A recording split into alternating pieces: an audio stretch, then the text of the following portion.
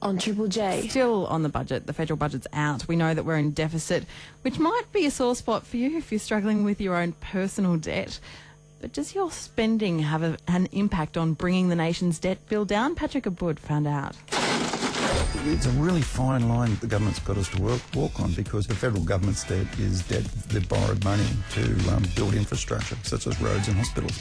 Our personal debt is where we've borrowed money personally to buy a new car, pay for our uni fees, that type of thing. Greg Bell is the brains behind I Hate Budgets, a money manager that reckons although it's not visible day to day, our personal spending habits can contribute to Australia's bigger picture debt. We're a nation of spenders, and the government's depending on that, hence just the big handout we got, the $900 odd. But a lot of people are actually saving it and putting it into the bank. It's not really what the government want us to do. They want us to get out there and spend that money. So it's a fine line. Pay the debt down or go and buy the plasma TV. We all think of budgeting as being restraining, constraining. It's a pain, it's boring, it's not cool. We don't want to do it. But if we start just doing that little thing, it'll have a huge impact. That little thing Greg's talking about is serious personal budgeting. But that doesn't mean you have to stop spending. He reckons the key to getting out of debt is in the old school pocket notebook. We all know how much we earn, but probably most of us, 97% of us, don't know how much we spend. We just spend it, it's gone. A lot of people will tell you, what I earn, I spend. I don't know really where it goes. It's making sure, and it's just doing that basic, simple thing of just each day recording where we spend our money.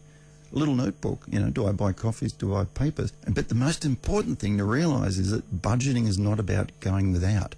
So Greg, every time I buy a coffee or a new t-shirt, I need to write it down. Isn't that a bit tedious and unrealistic? Oh, mate, look, we call it the dork book. You only need to do it for a month. It's just to make you aware of where you spend your money. It doesn't mean you've got to stop buying the coffees. It doesn't mean you've got to stop buying the little pleasures. But just spending those 2-3 minutes a day doing that, it'll have a dramatic effect to spending and hence budgeting. Now, Greg, I've clocked up a bit of a deficit of my own and it seems impossible to get out of it. What are your top 5 tips on how to keep more cash in your pocket and bring the debt bill down? Negotiate. The other day I was out with my 14-year-old daughter and we were buying Mother's Day a present for my wife. And there's some perfume that my wife was very interested in, and the company were giving away a freebie with it, a handbag of some description. But they'd run out of these handbags. So my daughter said, well, look, that's fine, but what else are you going to give me? And I was amazed, because at the tender age of 14, she's standing there negotiating with this middle-aged woman what we wanted extra to be the sweetener. So make sure you negotiate, really go for that bottom line. Demote the big note. There's no need to buy big ticket, big priced items for friends, family, whatever. Make sure that you really think about what you're actually buying the person. And have a look at it. Price is not the thing when people are getting a gift. Shop smarter at the market. It's amazing how many young people are down there, obviously university students on a tight budget, that are actually down there sourcing out the cheap fruit. Stay cool and talk less.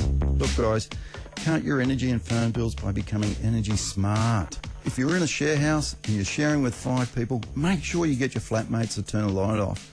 Get them to really become energy conscious. Look at the light bulbs as well. Get rid of the old incandescents. Start using the fluoro ones, the cheaper ones. They last longer and they use a lot less energy. And bring the costs down. Bring the costs down indeed. Patrick Abud there.